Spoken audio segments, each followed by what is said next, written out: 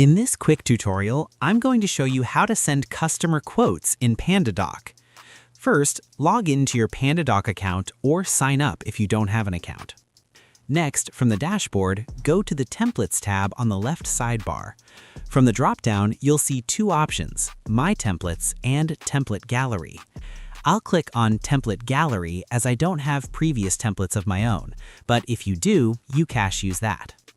In Templates Gallery, search for Quote Template. Scroll down and click on the one you like. Give it a name, add recipients, and click Continue. Then, customize your quote as desired. Review the quote carefully to make sure all the numbers and details are correct. Once you're done, go to the top right of the screen and click on the Send drop-down. You can either send it by email or you can copy the link provided and send it. Your customer will receive the quote instantly and can view, approve, and sign it online. And that's it. That's how you send customer quotes in PandaDoc. Thanks for watching.